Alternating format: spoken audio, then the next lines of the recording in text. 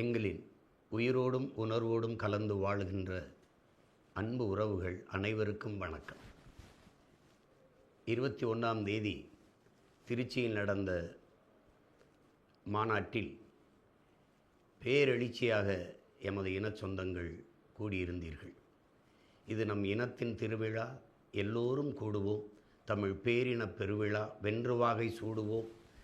குடும்பம் குடும்பமாய் கூடுவோம். கொடிய அரசியலை மூடுவோம் என்று உங்கள் பிள்ளைகள் அழைத்த அந்த அன்பு அழைப்பை ஏற்று உலகெங்கும் இருக்கிற பல்வேறு நாடுகளிலிருந்து எனது அன்பு சொந்தங்கள் அந்த மாநாட்டிற்கு வந்து பங்கேற்றீர்கள்.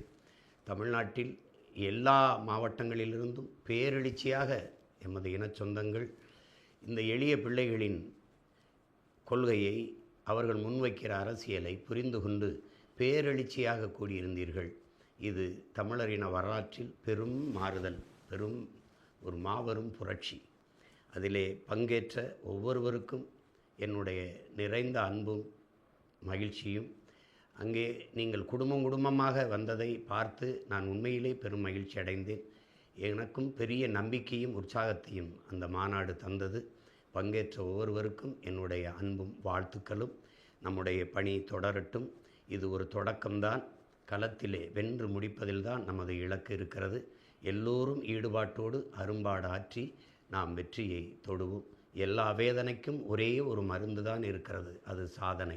அந்த சாதனை தான் வெற்றி. எப்படி பார்த்தாலும் வெற்றிக்கு ஒரே வழிதான் இருக்கிறது, கடுமையான உழைப்பு. அந்த உழைப்பை கொடுத்து நமது வெற்றியை அடைவோம். நம் இலக்கு ஒன்றுதான், இனத்தின் விடுதலை. இனம் ஒன்றாவோம், இலக்கை வென்றாவோம். புரட்சி எப்போதும் வெல்லும். நம் வெற்றி அதை சொல்லும். தமிழ் தாய் வாழ்க. தலைவர் பிரபாகரன் வாழ்க. எல்லோருக்கும் என்னுடைய அன்பும் வணக்கமும் நன்றியும். நாம் தமிழன்.